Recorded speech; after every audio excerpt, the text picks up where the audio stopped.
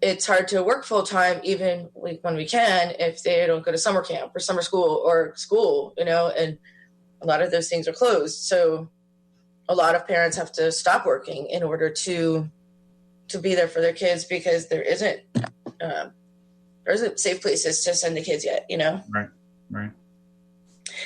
Physical health problems. Yeah, we talked touch on that. Yeah, we talked a little bit about that. I mean, your mind and body are connected. At least the last time I checked, my head was still connected to the rest of me. But, so when we go through psychological stress, we inevitably have physical stress, and it comes out through, pain and tension and all kinds of headaches, stomach aches. Everybody expresses that kind of in different ways. But a lot of, and then the other practical effect has been people just haven't been getting routine health care because they've been quarantined. And so they've been afraid to go to their healthcare providers just for their routine checkups and their inoculations and so forth. And so that's been another impact. Right.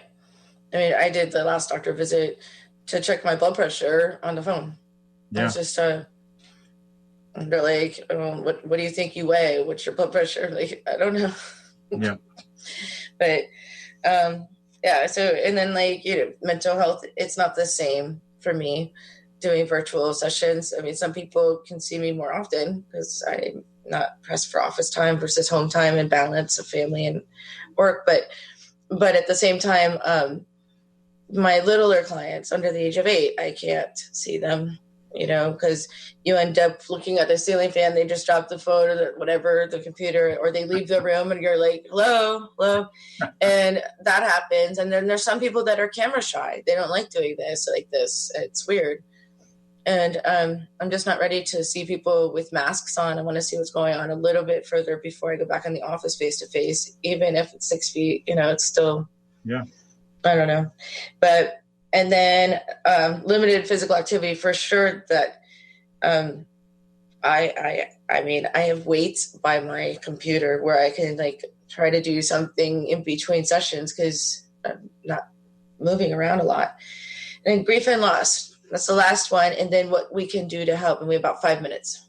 Yeah. So, the grief and loss in some ways in recent days has, I think, become number one almost. I think collectively as a society, not only from the pandemic, but we're grieving with all the brutality and the terrible things that we're seeing happen to our, Black friends and neighbors, and just all the, incredible trauma that people are facing. And I think the nation really is kind of grieving. And I think that's why we have to really have more of this sense of unity and solidarity. And I was listening during the commercial, and I never really noticed your kind of slogan that change can only come when we stand together as one. And I think there's a lot of wisdom there, because we have to heal. We have to kind of pull together, and we have to all share in the work that has to be done, and we all have to take action. And so there is a lot of work to be done. But I think at the heart of it, I don't think people would be out protesting on the street if they didn't feel like there was some hope that things could change.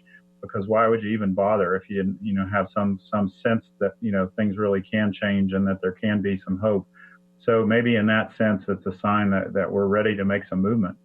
Mm-hmm. And hope's the only thing greater than fear. Yeah. So that's the one thing.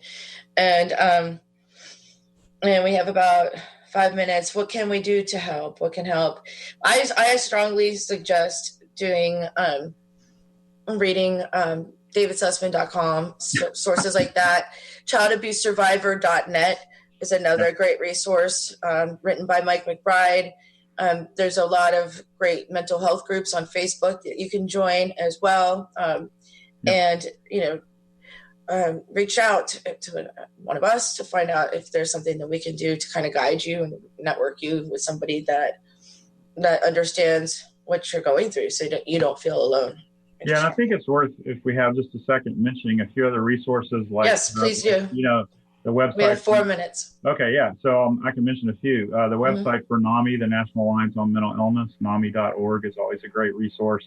Mental Health America is another great national resource for mental health information.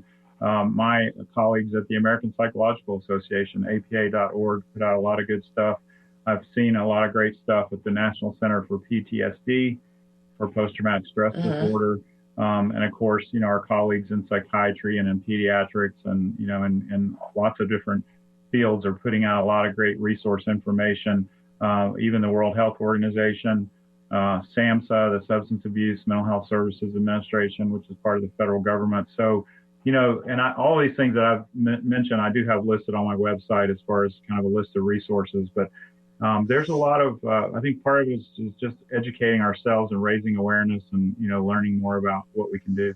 Mm-hmm. Thank you for that. And for those that want to listen and visually have a variety of guests with inspirational stories, expertise, and exceptional guests that inspire others, please sign up for Moments of Clarity. Hit subscribe right under there for those that are on YouTube. And it's youtube.com/MOC with Tiffany. And sign up for that, or Apple Podcasts, or Stitcher if you don't have an Apple device.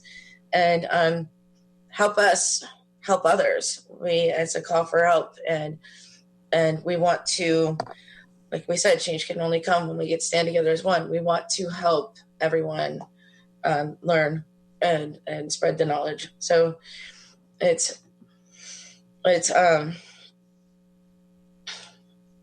was going to close with something really funny though. I don't know if we have the time though, but I waited for 3 months for toilet paper when the pandemic started. This came from China. This is a lipstick. I got 42 of these. This is the size of a regular toilet paper. Wow. You wait and you wait and you wait and you get that. Like, I've never seen that before. It's almost like, it's just, I was just laughing. Asian people are a little bit smaller. I didn't know what I was ordering. But yeah, so I don't know. It could be like then my new necklace for 2020. Like Flavor Flav back in the day. Just kidding. Dr. David Susman, thank you so much for being on Moments of Clarity. And for all you do. Thank you, Ed. And everyone, please be kind to yourself and a stranger. You never know what they're going through. And remember to always show courage and be kind. And we're on every Tuesday at 2:30 and Thursday and Friday, 12 to 1. Have a blessed weekend. Thank you. Put in the time, you'll see how you grow.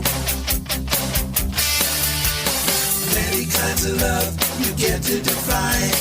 Find self-love, you're so well alive. Now it clicks, Moments of Clarity. WTAN, Clearwater. FM 106.1. WDCF, Dade City. FM 102.3. WZHR, Zephyr Hills. FM 104.3. Listen. Special report protests across America. New York Governor Andrew Cuomo is expressing shock at a video showing 2 Buffalo police officers pushing a 75-year-old protester to the ground, leaving that man in serious condition.